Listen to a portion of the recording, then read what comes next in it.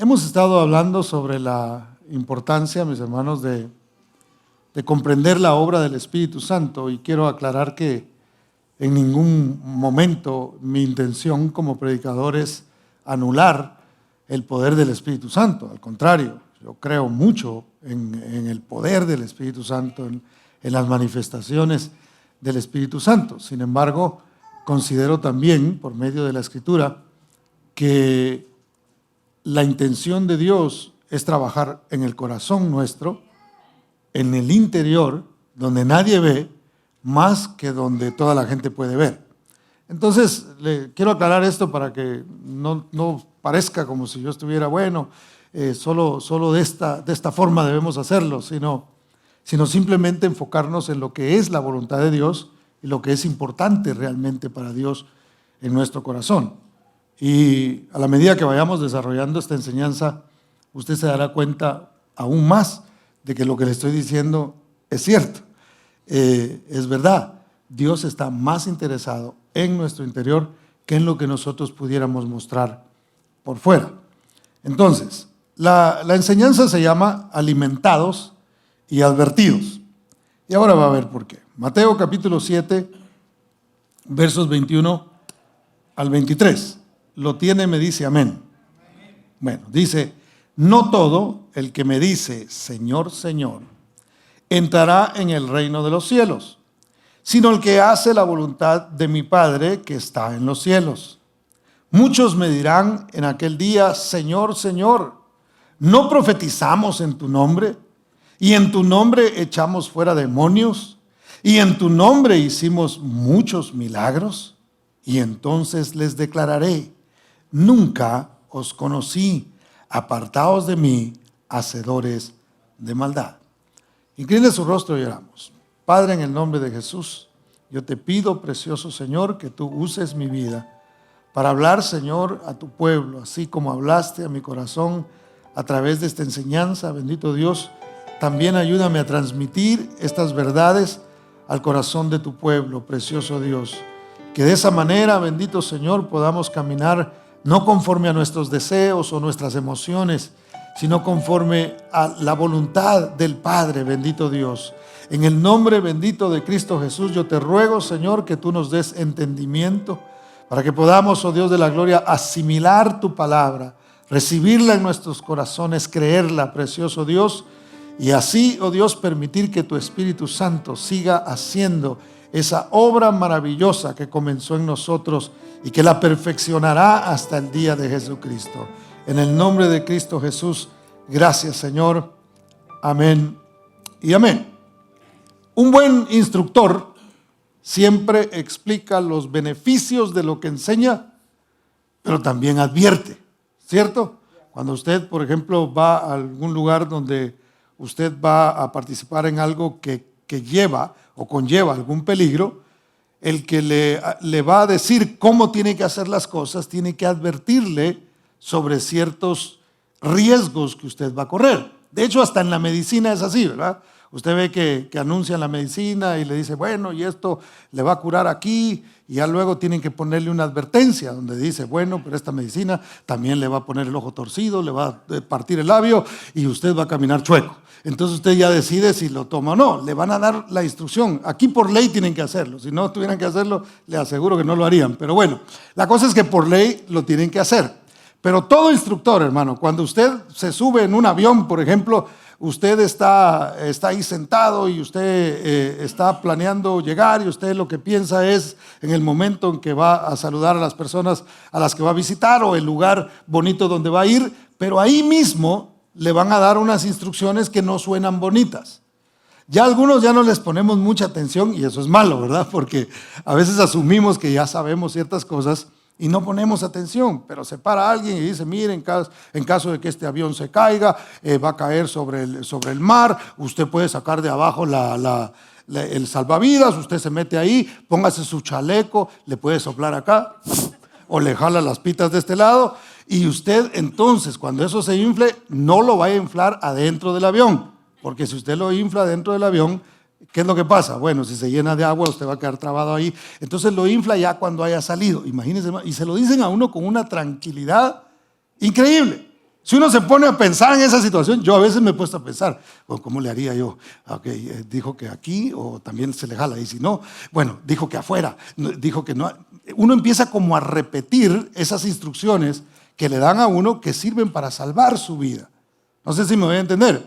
Entonces, una buena instrucción siempre va a incluir, ok, vamos a salir, va a estar bonito, mire, no hay mucho viento, el viaje va a estar suave, vamos a llegar a tal hora. Es más, es posible que lleguemos unos 20 minutos antes y le dicen a uno esas cosas bonitas, pero también le dicen las cosas que no son muy bonitas. Entonces, todo buen maestro hará eso. El apóstol Pablo, un gran maestro y un buen líder, le dijo a un grupo de ancianos, ya cuando de Éfeso, de la iglesia de Éfeso, ya cuando su vida estaba llegando al final, ya cuando él sabía que el Señor lo iba a enviar a Jerusalén y en Jerusalén lo iban a atar y muy posiblemente ahí era donde le iban a cortar la cabeza, él cuando supo eso, los reunió a ellos y empezó a hablarles y a decirles, yo he predicado este evangelio con ustedes. Yo he ido casa por casa y he llorado, con lágrimas les he presentado el evangelio de Jesucristo. Y al final, en el verso 27, casi al final, de Hechos 20:27, se lo leo yo, dice, por tanto, yo os protesto en este día hoy, que estoy limpio de la sangre de todos, porque no he rehuido anunciaros todo el consejo de Dios. Entonces, el apóstol Pablo se sienta con los ancianos y les dice, yo estoy limpio de la sangre de ustedes. Es decir, cuando yo me pare delante del Señor, si alguno de ustedes se pierde, ya no será cosa mía, porque yo no he rehuido. Yo no me he dejado así como que, ay, es que no les voy a decir esto porque se me pueden sentir, no les voy a predicar, solo les voy a predicar de esto. O de pronto les he predicado, pero solo de una parte del mensaje.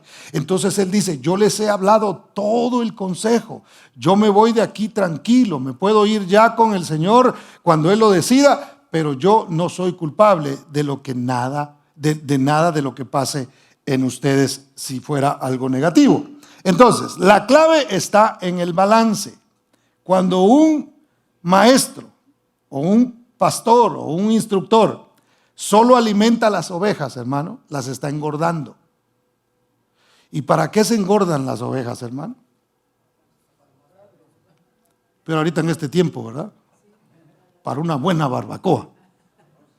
Entonces lo que pasa es que cuando una oveja solo se alimenta, entonces es presa fácil. Está gorda, no practica, qué sé yo, la agarra más rápido el lobo, cosas pueden pasar así. Pero cuando alguien solo alimenta, pero no instruye sobre peligros, no enseña, no usa la vara y dice, hey, espérate, no. Por cierto, la vara no es para golpear. Yo siempre le he dicho acá, la vara es para dirigir, la vara es para defender, no es para golpear a nadie. Entonces, a ninguna oveja. Pero entonces el instructor, el pastor, que sabe que necesita la oveja de las dos cosas, la va a alimentar para que esté bien sanita y le va a instruir para que no se pierda. La va a exhortar, le va a decir qué es lo que tiene que hacer. Entonces, si solo la alimenta, va a ser para comida. Pero si solo la exhorta, entonces el problema es que va a estar desnutrida y tampoco va a poder hacerlo. Por eso es que nosotros, por lo menos en lo que hemos tratado de hacer, es de balancear nuestro mensaje. Es decir, de traer alimento que nos ayude. ¿Cuál es el alimento, hermano? Es esa fe que nosotros recibimos a través de la palabra. Son esas promesas que vienen de parte de Dios para nosotros. Es eso de cuando usted recibe un mensaje de esos que usted dice, wow, gloria a Dios, el Señor está conmigo, Él es mi sanador, Él me da esperanza, Él me da confianza. Yo puedo salir de aquí confiado en que Dios está conmigo. Son esos mensajes, pero luego vienen otros mensajes que son de instrucción, que son de llamada de atención, donde se dice, hey, mira, si no haces esto, te vas a caer. Si sigues caminando al lado del barranco, un día de estos te vas a deslizar y te vas a caer. Si sigues yéndote allá donde está oscuro, pues por ahí te va a aparecer alguna fiera y te va a comer. Entonces, hermano, si una persona solo está recibiendo, no recibe alimento y solo recibe regaño, entonces lo que va a pasar es que se va a amargar y realmente tampoco va a poder sobrevivir, va a morir de malnutrición, porque cuando venga la prueba, cuando venga el problema, no va a estar capacitada para decir Dios está conmigo. Cuando viene la enfermedad, hermano, ahí es donde uno empieza a practicar las promesas de Dios y a decir Dios está conmigo y Dios me va a ayudar y Dios me va a sacar adelante. ¿Cuántos dicen amén? Denle ese aplauso fuerte a Cristo, porque Él es bueno. Entonces, un buen pastor alimenta, pero también advierte de los peligros. Jesús, el maestro de maestros y el príncipe de los pastores, nos dio a nosotros el ejemplo, porque en sus enseñanzas Él alimentaba a las multitudes, hermano. Es más, usted conoce la alimentación de los 5,000, realmente era un simbolismo que Él estaba utilizando de cómo Él podía alimentarlos. Y a través de un alimento físico les muestra, realmente ese era el mensaje: dense cuenta que yo les puedo alimentar a ustedes. Y no era tanto en lo físico, sino en lo espiritual. Solo que ellos después no entendieron que la cosa era espiritual. Ellos iban por la comida, el panito, a ver si nos hace el milagrito otra vez el Señor. Y cuando llegaron ahí, y Él les dijo, no, ya no hay pan. Ahora tienen que entender cuál es el pan verdadero. No es algo de afuera, es algo de adentro que quiero hacer con ustedes. El alimento que quiero traer no es ese pan que perece, sino el pan que les da vida dentro de ustedes. Eso es lo que quiero hacer con sus vidas. Entonces Jesús siempre fue alguien que, aunque alimentaba, también instruía. ¿Cuántos dicen amén? Entonces, veamos algunos aspectos que Jesús enseñaba, que nos muestran cómo Él balanceó y cómo Él dio el consejo completo de lo que era realmente ser un creyente, un cristiano, más bien un cristiano, un discípulo, un seguidor de Cristo Jesús. Porque creyentes hay muchos, hermano. Hay muchos creyentes, pero discípulos es algo muy diferente. Entonces, Jesús enseñó, número 1, el camino a la felicidad. ¿Cuántos quieren ser felices aquí? Como 3, gloria a Dios. De plano los demás ya son. ¿Cuántos son felices aquí? Se aumentaron unos 10 por ahí más o menos. Pero bueno, Mateo capítulo 5, vaya un poquito hacia atrás conmigo. Le pedí al Señor, usted no sabe cómo he orado para que el Señor me ayude a compartir este mensaje en el menor tiempo posible. El número 1, el camino a la felicidad. Dice en Mateo 5, 1 y 2, viendo la multitud subió al monte y sentándose vinieron a él sus discípulos y abriendo su boca les enseñaba diciendo. Lo primero que el Señor les enseña, vamos a ver, son las bienaventuranzas. Yo sé que usted las ha leído, se las sabe de memoria, usted es tremendo. Pero vamos a ver solamente unos de ellos porque no tenemos tiempo de verlos todos. Pero una de las cosas que dijo él, el camino a la felicidad es la pobreza espiritual, o la pobreza en espíritu más bien. Suena más correcto. Verso 3 dice, bienaventurados los pobres en espíritu, porque de ellos es el reino de los cielos. El que confía en el Señor es feliz, hermano. Bienaventurados aquellos que son pobres en espíritu. ¿Qué quiere decir pobre en espíritu? Yo lo he explicado aquí en un par de oportunidades, de que el ser pobre en espíritu, la palabra pobre ahí significa indigente, mendigo. Eso es lo que quiere decir. Entonces un indigente es alguien que todo el tiempo está en necesidad. Mire, para eso yo no necesito mucha ilustración. Hoy día hay montones en la calle y usted los puede ver. Esa gente en todo momento está necesitada. Eso es un pobre en espíritu. Un pobre en espíritu, la Biblia dice que feliz será aquel que es pobre en espíritu todo el tiempo.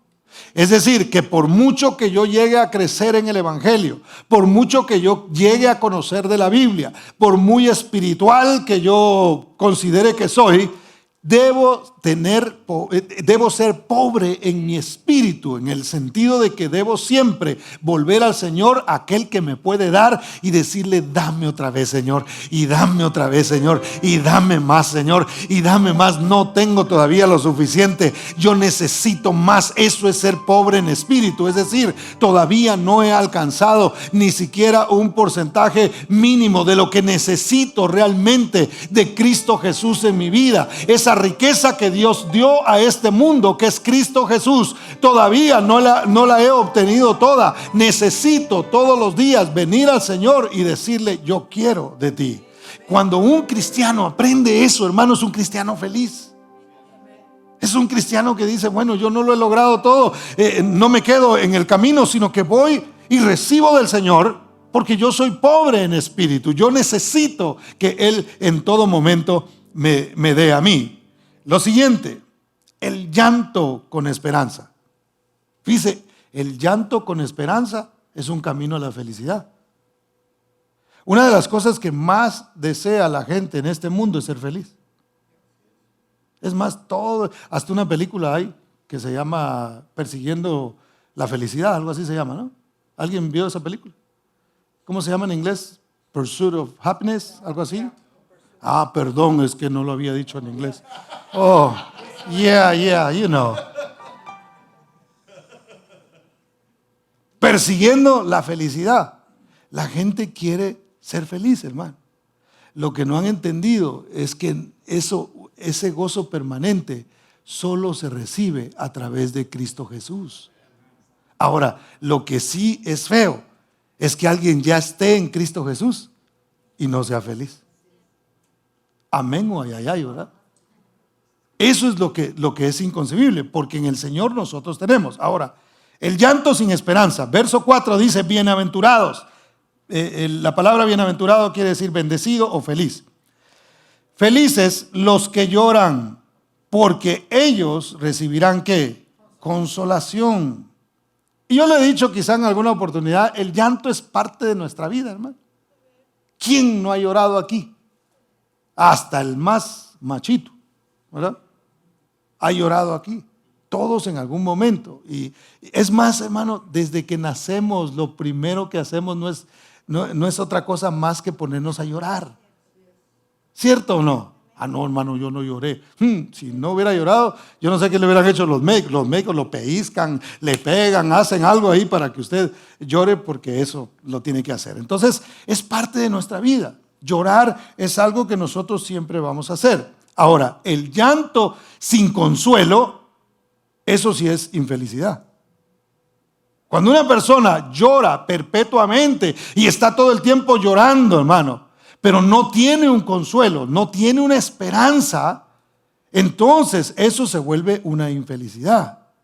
Pero cuando nosotros lloramos, pero tenemos un consolador, que es el Espíritu Santo, hermano, que el Señor dejó con nosotros. Entonces, aunque lloramos, en medio de nuestro llanto podemos ver una luz, podemos ver que el Señor nos da esperanza, y esa esperanza trae consuelo a nuestra vida, y eso es lo que a nosotros nos ayuda a vivir felices. Porque es que nosotros como cristianos podemos siempre, hermano, a pesar de las circunstancias, levantarnos una vez más y volver a sonreír. Y mire, en medio de cualquier sufrimiento, usted y yo podemos hacerlo. ¿Por qué?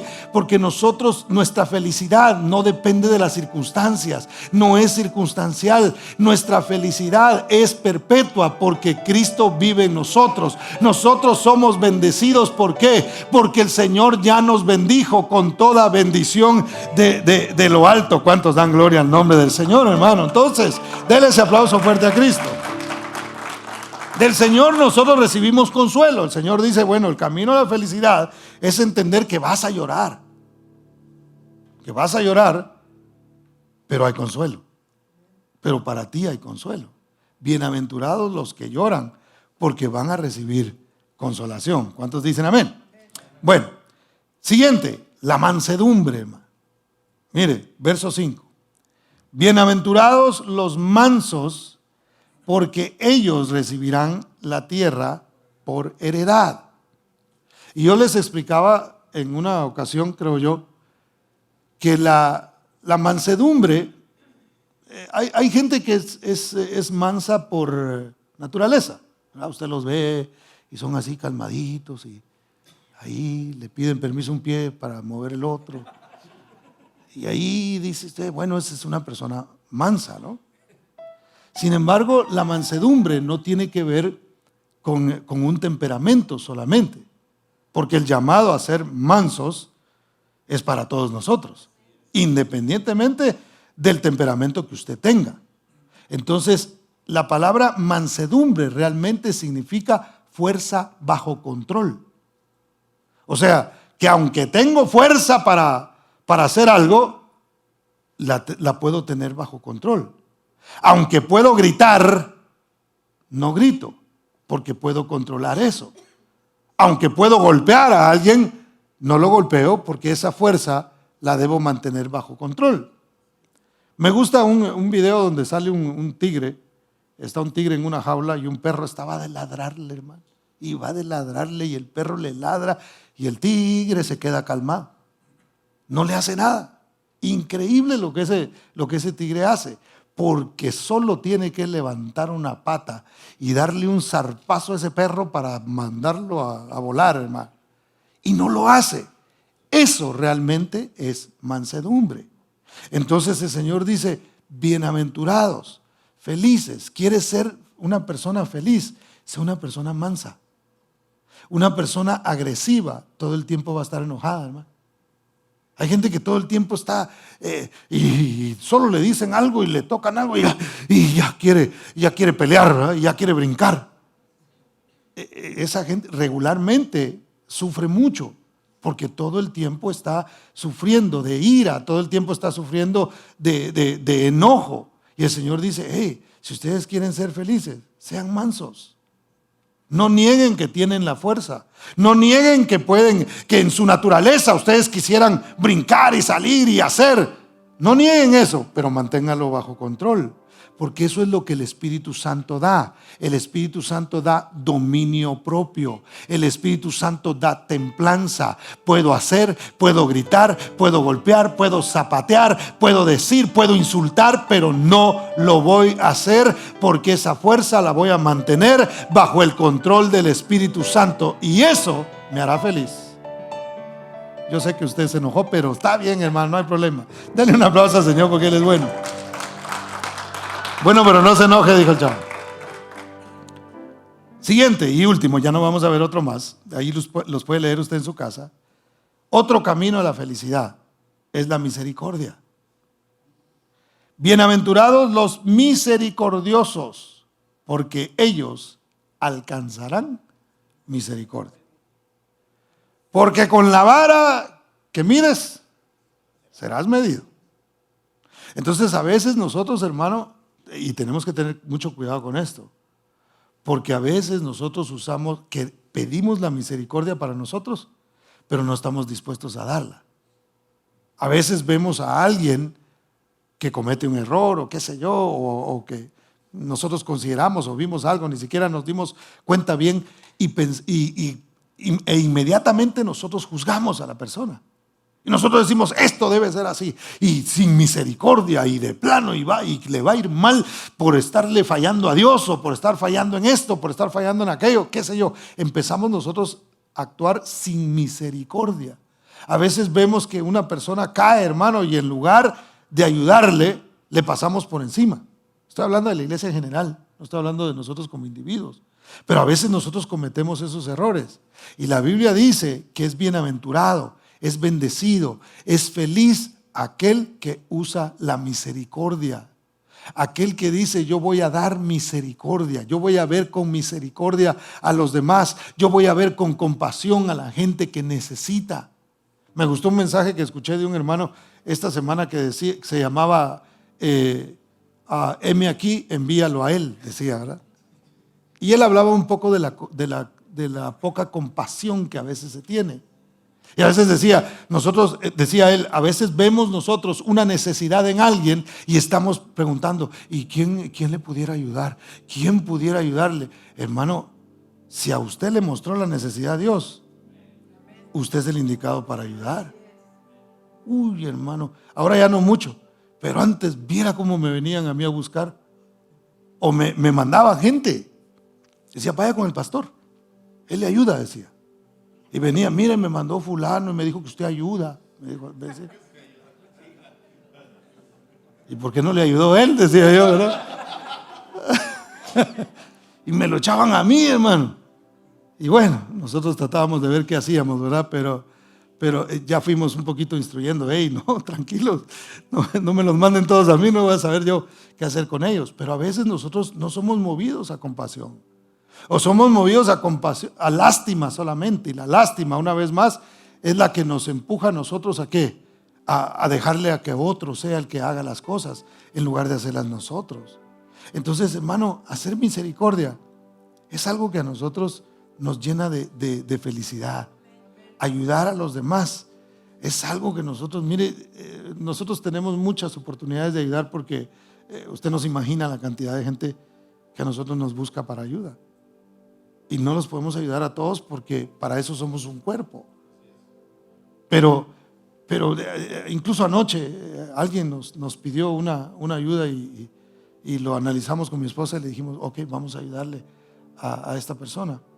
Una persona que está en Cuba, no es el pastor que ayudamos regularmente, es otro pastor que conocí en Corea.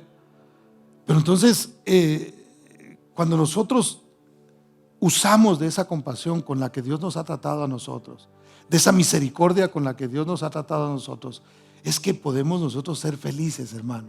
Hacer bien siempre nos hará sentir bien a nosotros. Hacer bien siempre nos llenará de satisfacción. Entonces el Señor les enseñaba y les decía, bienaventurados, ustedes van a ser felices cuando hagan, cuando practiquen cada una de estas cosas. Ustedes quieren perseguir la felicidad. Ustedes quieren sentirse llenos. Miren, no les ofrezco que se les acaban los problemas. No les ofrezco que nunca van a llorar. Es más, bienaventurados son porque sí van a llorar. Bienaventurados son porque aunque pasen por dificultades, van a poner su confianza en mí. Si ponen su confianza en mí, entonces serán felices. El que confía en el Señor es feliz. ¿Cuántos dan gloria al nombre del Señor? Denle ese aplauso fuerte a Cristo.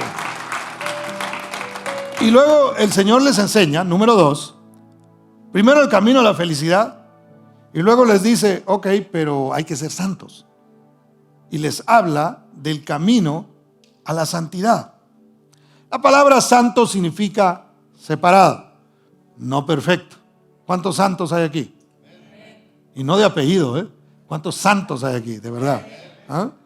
A algunos les da como miedito contestar, pero es normal. Somos santos porque hemos sido separados. Nosotros no le pertenecemos al mundo. Hemos sido separados para Dios. Perfectos no. Todavía tenemos muchos problemas, todavía tenemos muchas faltas, todavía hay cosas que necesitan cambiar en nosotros, pero realmente nosotros somos santos. Ahora, el camino a la santidad no denota perfección, sino un sentido de responsabilidad de agradar a aquel que nos llamó, aquel que nos amó a nosotros. ¿Qué significa eso, hermano? Quiere decir que yo, aunque no soy perfecto, en mi corazón tengo que tener esa intención de agradar a Dios. Eso es lo que a mí me va a ayudar en mi santificación. La salvación es algo que nosotros ejercitamos, ¿cierto? La Biblia dice que nosotros debemos ejercitar nuestra salvación con temor y temblor. Eso es lo que la Biblia nos enseña a nosotros. Ahora, Jesús, en cuanto al pecado, Él subió los estándares, los puso más altos que la ley. Algunos pensaban que Jesús llegaba a deshacer la ley, ¿verdad? Y no, aquí es más, Él mismo dijo, yo no he venido a abrogar la ley, yo vine a cumplirla. Entonces cuando Él comienza a hablar de los mandamientos, dice lo siguiente, sube, por ejemplo, el nivel del enojo, lo pone al mismo nivel del asesinato, hermano, en cuanto a pecado. Vea conmigo los versos 21 y 22. Dice, Oísteis que fue dicho a los antiguos, no matarás, y cualquiera que matare será culpable de juicio. Pero yo os digo que cualquiera que se enoje contra su hermano será culpable de juicio. Y cualquiera que diga necio a su hermano será culpable ante el concilio. Y cualquiera que le diga fatuo quedará expuesto al infierno de fuego. Una persona no necesita matar a otra para ser un asesino. Por lo menos delante de Dios, en la economía de Dios, no necesita hacer eso. Lo único que tiene que hacer es enojarse con esa persona. Ahora, ¿qué significa esto en realidad, hermano, para nosotros? El Señor dice, mira, tú dices, no matarás. Oíste que fue dicho, no matarás. Entonces, los que nunca habían matado en ese tiempo, cuando Jesús estaba hablando de eso, decían, esa palabra no es para mí. Yo nunca he matado. Entonces Jesús lo lleva más arriba y dice, oye, ¿pero te has enojado alguna vez en contra de alguien? ¿En contra de tu hermano? Bueno, eso sí. Pues para mí no hay diferencia. Y la pregunta hoy aquí es no quién ha matado, sino quién se ha enojado. ¿Alguien aquí se ha enojado con alguien alguna vez, hermano? Con el que vive con usted, ¿verdad? A cada rato. A cada rato está en una matanza usted. Entonces, si nota, el Señor dice, bueno, el camino a la santidad es este. Déjenme les explico. Oyeron que fue dicho esto, pero yo les digo esto. Y lo pone más difícil. Y lo siguiente, la codicia al mismo nivel del adulterio. Puso el enojo al mismo nivel del asesinato y la codicia al mismo nivel del adulterio. Mire lo que dice el verso 27. Oíste que fue dicho, no cometerás adulterio. Pero yo os digo que cualquiera que mira a una mujer para codiciarla, ya adulteró con ella en su corazón. No es necesario el acto. Y usted se imagina ese montón de fariseos oyendo eso, hermano. Que los fariseos a una mujer ni la voltean a ver, porque todavía hay. Eso solo faltaba que se pusieran cosas aquí, hermano. Pero por ahí de repente habían visto, por el espacio que les quedaba, ¿verdad? Habían visto y de repente el Señor comienza a hablar y a decir, ok, ustedes que dicen que no han cometido adulterio, yo les tengo noticias a ustedes. La noticia es que si usted ya vio a una mujer para codiciarla en su corazón, usted ya adulteró con ella. Porque eran buenos para apedrear a las adúlteras, hermano. Y usted lo sabe porque ha leído la Biblia. Cuando encontraron a aquella mujer, fueron y agarraron piedras. Y yo me imagino que alguno hasta había dicho, conmigo no quiso andar la ingrata, pero ahorita va a ver, ahorita me desquito. Y en su corazón, como nadie lo sabía y nadie lo había escuchado, ellos pensaban dentro de sí. Entonces Jesús les empieza a enseñar y les dice, si ustedes han codiciado, lo siento mucho, pero ustedes están al mismo nivel de aquel que ya cometió el adulterio. Entonces el Señor los lleva hacia el camino a la santidad. ¿Cuál es el camino a la santidad? El camino a la santidad no se trata de algo que yo me pongo a hacer para ser más santo. Ay, hermano, decía un hermano que yo conocí, es que caí en pecado, voy a hacer un mes de ayuno, decía, ¿verdad? Y pensaba que eso era lo que le iba a limpiar su pecado. Y eso no es así. El Señor muestra por qué es tan difícil, hermano. ¿Por qué es tan difícil realmente? Porque ¿quién aquí no se ha enojado? ¿Quién aquí no se ha molestado en contra de alguien? Y eso nos hace a nosotros culpables de juicio, dice la Biblia. Entonces el Señor no era que estaba diciendo, bueno, señores, aquí yo vengo a cerrar la puerta y aquí se acabó. Porque ustedes no tienen salvación, ustedes no tienen cómo santificarse realmente, no hay para ustedes manera de ser justificados. Sino lo que el Señor estaba evitando era la autojustificación. Es decir, Él estaba diciendo, aquí nadie puede justificarse. Al ponerlo a uno de esa manera, al poner a las personas de esa forma, entonces la gente tenía que decir, yo necesito entonces quien me justifique. Porque si yo no puedo justificarme a mí mismo, porque aunque no he matado a nadie, sí me he enojado contra alguien, o un hombre podría decir, porque aunque no he cometido adulterio, realmente he visto a mujeres de una manera indebida, entonces no tengo yo salvación. ¿Qué necesito? No puedo salvarme por mí mismo, necesito un Salvador. Entonces la única manera de ser santo, la única manera de ser separado es a través de Cristo Jesús. El Señor quería enseñarles, ok, yo les ofrezco un camino de felicidad, esto es lo que ustedes tienen que hacer para ser felices, pero también les ofrezco un camino de santidad. Santidad es reconocerme a mí como el Señor y Salvador de sus vidas, y así es como ustedes aprenderán lo que es realmente un santo. ¿Cuántos dan gloria al nombre del Señor? Dele ese aplauso fuerte a Cristo. Entonces, la distinción número 3, la distinción entre el camino correcto y el camino equivocado. El Señor le dijo a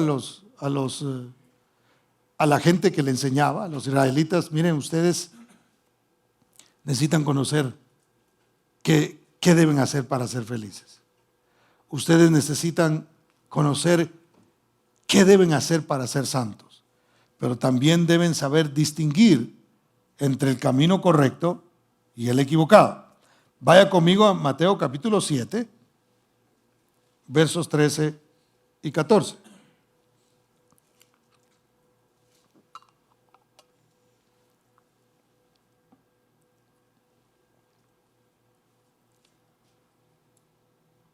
Lo tiene, me dice amén. 13 y 14 dice: entrad por la puerta que estrecha, porque ancha es la puerta y espacioso el camino que lleva a la perdición, y muchos son los que entran por ella. Porque estrecha es la puerta y angosto el camino que lleva a la vida, y pocos son los que la hallan.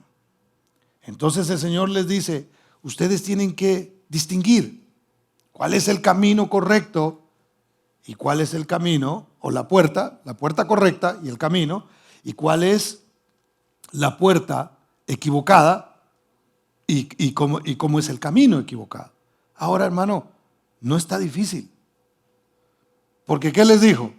Una es estrecha y la otra es muy amplia. La otra es muy ancha. Entonces el Señor les dice, mire, se les van a presentar a ustedes puertas muy amplias. Cuidado con esas puertas. Y el problema muchas veces es que nosotros mismos somos los que queremos como ampliar la calle, ¿verdad? Nosotros somos los que queremos meterle maquinaria a la puerta así para que sea más grande. Y yo no estoy diciendo que no se deba abrir el camino para la gente, hermano, no estoy hablando de eso. Pero realmente a veces nosotros no nos damos cuenta que el seguir a Cristo requiere un compromiso. Que el ser un discípulo de Cristo requiere incomodidad, porque una puerta estrecha es incómoda. Un camino estrecho es incómodo, está lleno de un montón de qué sé yo, aún hasta un poquito el camino no es así recto y tiene que cuidarse de ciertas cosas y brincar, qué sé yo, una piedra por ahí. Pero cuando es una autopista, hermano, eso está, mire, tranquilo. Entonces el cristianismo no es así. El cristianismo no es un camino fácil, no es un camino de yo soy cristiano, pero la carretera tiene muchos carriles, no hay problema. Aquí me voy por ahora en que es el de emergencia, y luego me paso al que es de en medio, y puedo pasarme al de la orilla, que es el de cuidado. ¿Qué sé yo cómo se llaman esos carriles, hermano? El camino a Cristo es solamente uno. Cristo dijo, yo soy el camino, yo soy la verdad y yo soy la vida. Y el cristiano tiene que aprender a identificar cuál es un camino derecho, cuál es un camino que realmente lleva a la vida y cuál es un camino que nos está guiando a la destrucción. La Biblia dice, hay caminos que al hombre le parecen derechos, pero su final es un final de muerte. Entonces, hermano, ahí es donde entramos una vez más a lo que hablábamos al principio. No todo el que me dice Señor, Señor entrará en el reino de los cielos. ¿Por qué? Porque a veces se toman rutas que no son las apropiadas, que no son las que Dios ha marcado, y eso es lo que Jesús estaba tratando de enseñarles. Tengan mucho cuidado, no se emocionen con el pan, vengan mejor y coman de mi palabra, llénense de mi palabra, entiendan que también hay un grado de dificultad, entiendan de que no todo es emoción y no todo es brinco y no todo es salto y no todo es grito de júbilo, también habrá llanto, pero bienaventurados los que lloran porque serán consolados. ¿Cuántos dicen gloria al nombre del Señor? Denle ese aplauso fuerte a Cristo, porque Él es bueno. Entonces la clave de esto, hermano, está en la enseñanza. Versos 15 al 19, lo leo rápidamente. Dice: guardaos de los falsos profetas que vienen a vosotros vestidos de ovejas, pero por dentro son lobos rapaces. Por sus frutos los conoceréis. ¿Acaso se recogen uvas de los espinos o higos de los abrojos? Así todo buen árbol da fruto, da buenos frutos, pero el árbol malo da frutos ¿qué? Malos. No pueden el árbol dar malos frutos, el árbol bueno, perdón, dar malos frutos, ni el árbol malo dar buenos frutos. Todo árbol que no da buen fruto es cortado y echado al fuego, así que por sus frutos los conoceréis. Entonces, ¿qué dijo el Señor? Hay dos puertas, una angosta y la otra ancha. Hay dos caminos, uno es angosto y el otro es ancho. En la enseñanza, nosotros, ¿cómo podemos definir cómo un profeta es un buen profeta? No me refiero al ministerio profético, sino me refiero al que habla de parte de la palabra de Dios. Yo lo he dicho acá, que el simple hecho de pararme aquí y hablar de parte de Dios, la palabra de Dios, eso me convierte a mí en un profeta. No para que usted me vaya a decir así o me vaya a poner ese título, porque no es esa la intención. Pero note, ¿cómo se conoce un profeta? Se conoce a través de los frutos. ¿Qué frutos tiene? Ahora, el fruto, hermano, una vez más, no es externo solamente, sino es interno. ¿Cómo está nuestro corazón? ¿Qué tan limpio es nuestro corazón en la intención de lo que nosotros hacemos? Porque a veces nosotros consideramos que una gente, por ejemplo, mucha gente, eso es fruto, hermano. Mire qué montón de gente, eso es fruto. No siempre eso es fruto. No siempre eso denota de un buen fruto. No sé si me voy a entender. No estoy en contra de multitudes, ni iglesias grandes, ni nada que se parezca. Nosotros, si un día Dios nos da la oportunidad de ser una iglesia más grande de lo que somos, gloria al Señor, será porque tenemos esa capacidad. Pero no será eso lo que le dirá a los demás que en nosotros hay buen fruto. Entonces, ¿cómo se conoce el árbol, hermano? Por los frutos que da. Si da fruto, entonces usted dice, este es un árbol bueno. Si le da naranjas un árbol, es porque es árbol de naranjas, ¿cierto? ¿Sí o no? Usted dice, bueno, yo veo naranjas, este es un árbol de naranjas. Si usted ve matasanos, usted dice, los que no saben qué es matasano, googleenlo, ahí está, de veras existen. Son frutas. Si usted lo ve, esa fruta, usted dice, bueno, si conoce la fruta, usted va a decir, este es un árbol de matasanos. No matasanos, está bien, se la puede comer. Entonces, por sus frutos los conoceréis. ¿Cómo nosotros identificamos una buena enseñanza? Es a través de los frutos. Se puede oír muy bonito, hermano, y le aseguro, yo he oído gente hablar. Me acuerdo de un predicador que ya se murió, que cuando lo escuché, casi me convence hasta que me puse a analizar lo que estaba hablando con lo que la Biblia decía y me di cuenta que lo que estaba diciendo no era correcto. Entonces, por los frutos nosotros los vamos a conocer. Están dos fundamentos también y eso es importante tomarlo en cuenta. Versos 24 al 27. Cualquiera pues que me oye estas palabras y las hace, le compararé a un hombre prudente que edificó su casa sobre la roca. Descendió lluvia y vinieron ríos y soplaron vientos y golpearon contra aquella casa y no cayó, porque estaba fundada sobre la roca. Pero cualquiera que me oye estas palabras y no las hace, le compararé a un hombre insensato que edificó su casa sobre la arena. Y descendió lluvia, y vinieron ríos, y soplaron vientos, y descendieron con ímpetu contra aquella casa, y cayó, y fue grande su ruina. Entonces el Señor dice, también tienen que cuidar el fundamento sobre quién ustedes están parados. Mire, hay gente que pone su fe en una iglesia o en un pastor.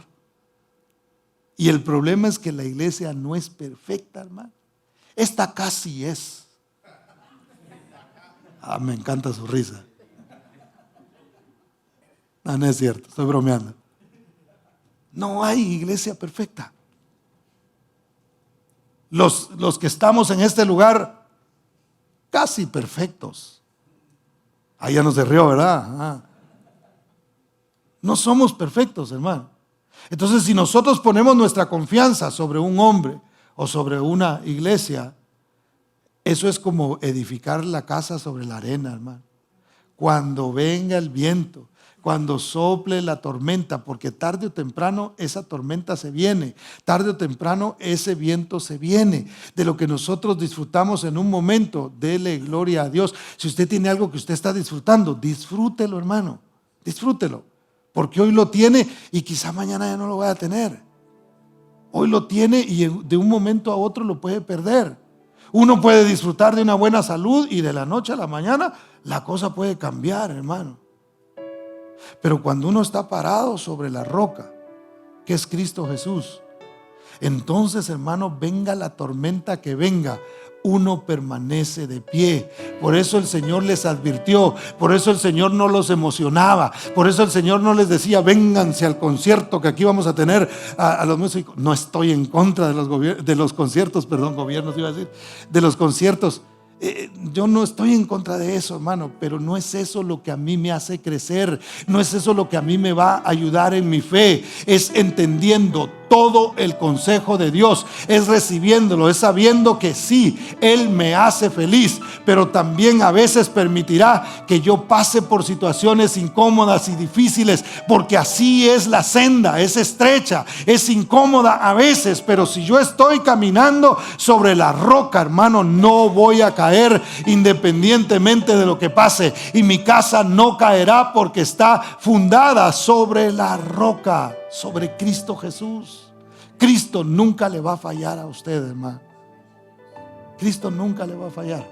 La iglesia le puede fallar. Y hay un montón de gente afuera que, no, yo ya no voy a ninguna iglesia. Yo ya no, hermano, porque a mí me hicieron daño. Es que usted aceptó a la iglesia y no a Cristo. Es que usted siguió a una persona, puso su confianza en una persona, y eso fue el problema. Bienaventurados los que confían en el pastor. No dice así la Biblia. Bienaventurados los que confían en el Señor, hermano. Felices los que ponen su confianza. Felices los pobres en espíritu, que siempre necesitan no de una persona, sino de Dios en todo momento. El necesitado de Dios vive feliz, porque siempre que se acerca a Dios para pedirle, Dios le dará lo que necesita. ¿Cuántos dan gloria al nombre del Señor? Y no me refiero a cosas materiales, hermano. Mire, de veras, cuando esta semana que yo estuve mal, y viene todo, ¿verdad? Como que Dios se sienta al lado de uno, hermano, de predicador. Yo así me imagino a veces. Y yo con un dolor aquí, hermano. Los que me vieron el miércoles acá, un ratito me tuve que salir.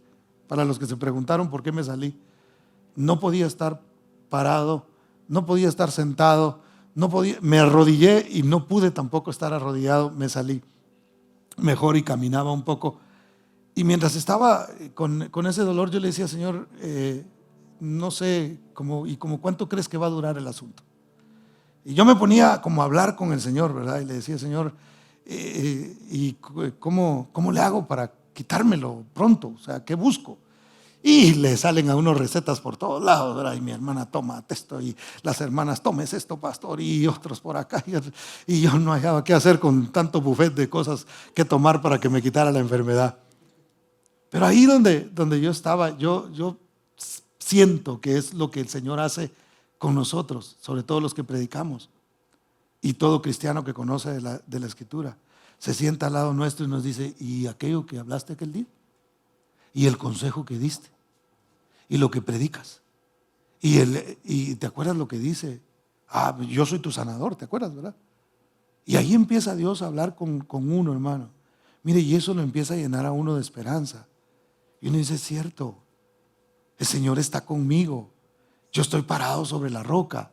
Es cierto, estoy sufriendo ahora en este momento por la enfermedad, pero en el Señor yo tengo un consuelo, aunque no llegué al llanto, ¿verdad? Pero casi. Yo decía: el Señor está conmigo, el Señor está en mi corazón y Él es el que me levanta. Y dentro de unos días yo voy a estar otra vez predicando, y voy a estar saltando, y gloria a Dios, hoy pude saltar acá. O sea, Dios es real, hermano, y Dios nos quiere decir a nosotros: mira, si entiendes de qué se trata, no se trata de acción, no se trata de activismo, no se trata de actividades, se trata de algo que estoy haciendo en ti, en tu corazón, para que cuando venga la adversidad tú estás listo, estás preparado, estás de pie, permaneces bien, pasas por el lado oscuro, pero vuelves a salir a la luz una vez más, porque yo estoy contigo. ¿Cuántos dan gloria al nombre del Señor? Y yo quiero, para ir terminando, darle dos ejemplos de dos personas que entendieron de diferente forma el Evangelio. Uno obviamente cometió error y el otro lo entendió bien, y eso está en el libro de los Hechos. Y me refiero a Simón el Mago. ¿Cuántos se acuerdan de Simón el Mago? ¿Alguien de ustedes ha leído sobre Simón el Mago? Ok, hay como dos. Hechos capítulo 8 y verso 9. ¿Lo tiene? Me dice amén. Bueno, se lo leo. Dice: pero había un hombre llamado Simón, que antes ejercía la magia en aquella ciudad. Esa ciudad era Samaria. Y había engañado a la gente de Samaria, note, haciéndose pasar por algún grande. Ahora, ¿cuál era el problema ahí, hermano? La Biblia dice que Felipe se fue a predicar a Samaria. Recuérdense que los samaritanos y los judíos no se llevaban. Es más, los judíos, no importaba la distancia, hermano. Como cuando alguien no lo quiere ver a usted y da la vuelta, ¿verdad? ¿Se ha fijado que hay gente que ahí viene, vámonos acá? Va a caminar más, pero prefiere caminar más para no topárselo. Bueno, así eran los judíos con los samaritanos. Ellos decían: no importa, no pasemos por esa tierra de perros. Así le llamaban ellos, hermano. Entonces no se llevaban. Pero Felipe se metió ahí, un judío fue y les predicó, hermano. Y empezó a predicarles la palabra de Dios. Entonces, a este hombre creía la gente, a Simón. Simón era el mago del pueblo, era brujo ahí, pues. Entonces la gente le creía porque él se hacía pasar por un grande. Y esto, cada vez que alguien se hace pasar por un grande, hay gente que le cree. Si usted ve a una persona, por ejemplo, que me recuerdo que un hermano en Guatemala tiene una camioneta grande y le puso unas luces de esas como de policía. Entonces él va en un carro y esta camioneta lo va siguiendo a él, y eso lo hace él lleva seguridad, de hecho, lo hace él para dar a notar que alguien va ahí que va custodiado. La gente solo ve esas luces y ni la policía lo para, mucho menos un ladrón, porque esas luces indican que alguien grande va ahí. Entonces, cuando alguien se presenta como una persona grande, aunque no la conozcan, hermano, puede impresionar a los demás, y eso puede causar que la gente le crea solamente porque se muestra o se presenta como alguien grande. Ahora, ¿qué pasa ahí, hermano? Que el pueblo comienza a oír el mensaje de Jesucristo a través de Felipe y creen al mensaje de Felipe. Y dentro de los que creen, se convierte supuestamente el ingrato Simón. Simón dice, no, está bueno este mensaje. O sea, me gustó. Y entonces él comienza a seguirlo. Entonces, el Espíritu Santo comienza a moverse entre los samaritanos. Note, pasa que le avisan a Pedro y a Juan de que la cosa en Samaria está buena. Vienen ellos y comienzan a orar por la gente para que reciban el Espíritu Santo. Cuando Simón mira esto, le llamó la atención lo que estaba sucediendo. Versos 17 en adelante dice, entonces les imponían las manos y recibían el Espíritu Santo cuando vio Simón que por la imposición de las manos de los apóstoles se daba el Espíritu Santo, les ofreció dinero, diciendo, dadme también a mí este poder para que cualquiera que yo impusiere las manos reciba el Espíritu Santo.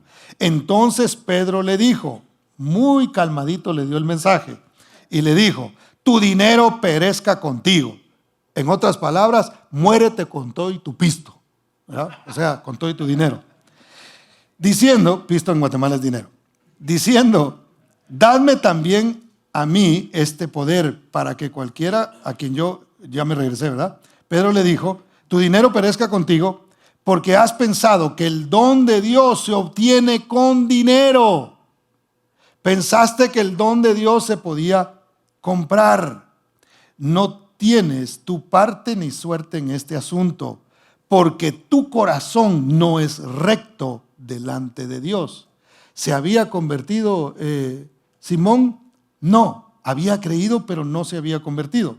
Mire, lo que le dice en el verso 22, arrepiéntete pues de esta tu maldad y ruega a Dios si quizá te sea perdonado el pensamiento de tu corazón, porque en hiel de amargura y en prisión de maldad veo que estás. Entonces, Simón, cuando vio, él tenía varios problemas que no lo dejaban acercarse a Dios, hermano. Y el primero que nosotros vemos en él es que tenía orgullo. Y el orgullo es un problema para que Dios pueda trabajar en nuestros corazones. Cuando nosotros somos orgullosos, Dios no puede trabajar, hermano. Dios no puede hacer. Una persona que se cree mucho, que se cree grande, no va a poder. Dice la Biblia que él se hacía pasar como un grande. Y eso de creerse él muy grande le evitaba el acercarse realmente al Señor. ¿Qué más? Vio el poder de Dios como una oportunidad para recibir un beneficio propio. Mire, Dios nos salva a nosotros, hermano. Dios nos salva. Pero una vez que Dios nos salva, Él nos quiere usar a nosotros como instrumentos. No para nuestro beneficio. Dentro de lo que Dios va a derramar, ¿habrá bendición para nuestra vida? Por supuesto que sí. Pero no debe ser la intención del corazón nuestra, es decir, bueno, yo me recuerdo que cuando estábamos en la iglesia donde estuvimos por muchos años, llegaba gente y oían mensajes de que Dios los iba a bendecir y que Dios iba a hacer grandes cosas y que Dios iba a levantar sus negocios.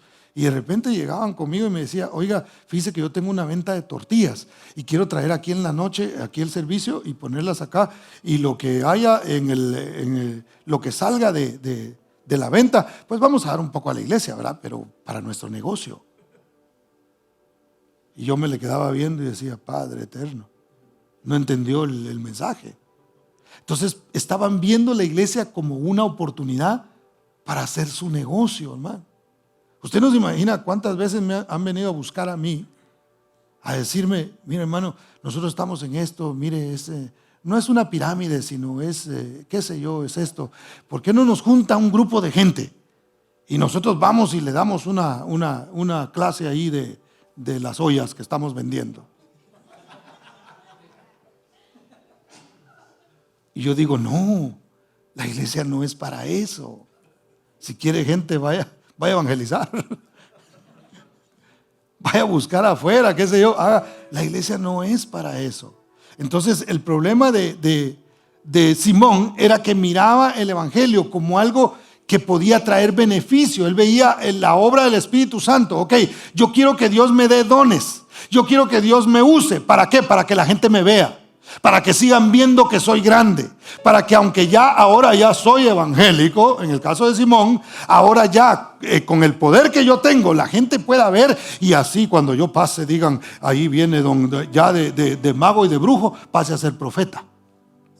Eso era lo que buscaba realmente Simón. Y Pedro le dijo, estás equivocado, eso no puede ser así. Ahora, pensó que el Espíritu Santo se podía comprar, hermano, con dinero. Con todo respeto, yo no estoy de acuerdo en que la gente venga y tire dinero en un altar para que Dios le haga un milagro. Yo no estoy de acuerdo con eso. Con todo respeto lo digo, hermano. Eso no, nosotros no le podemos comprar nada a Dios. El dinero es de este mundo, es de aquí. Dios no lo necesita allá.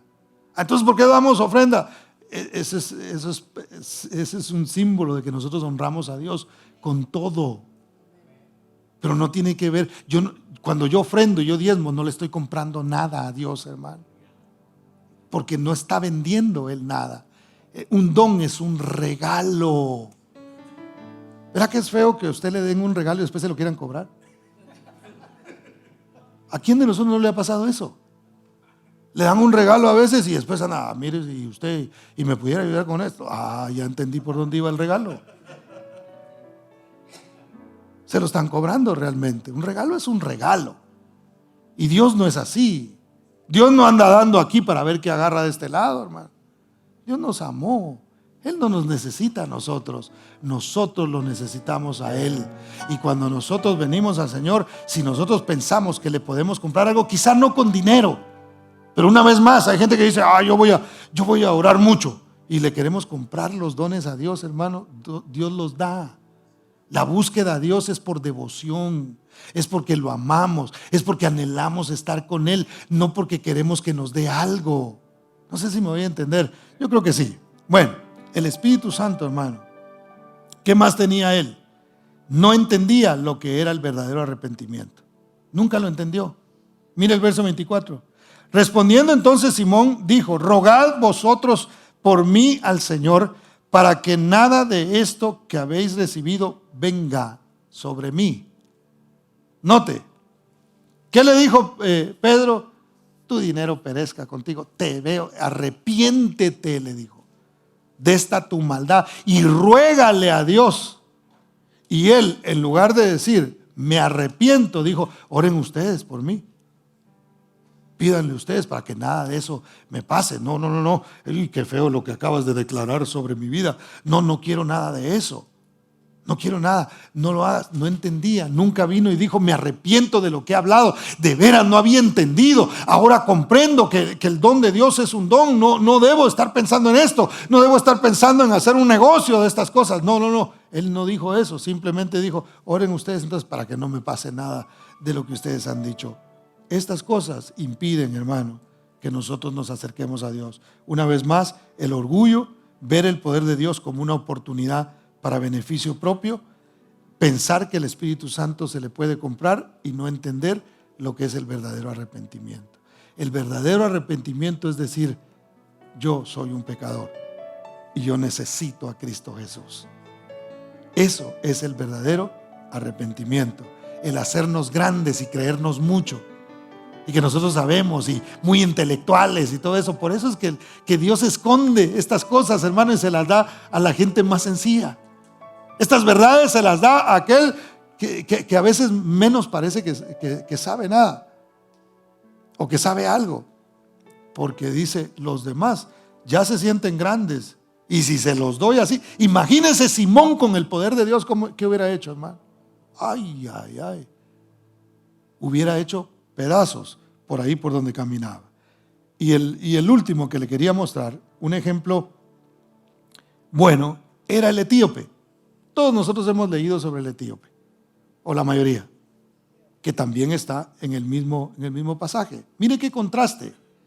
El etíope, yo no sé si usted sabía, pero el etíope no era cualquier persona.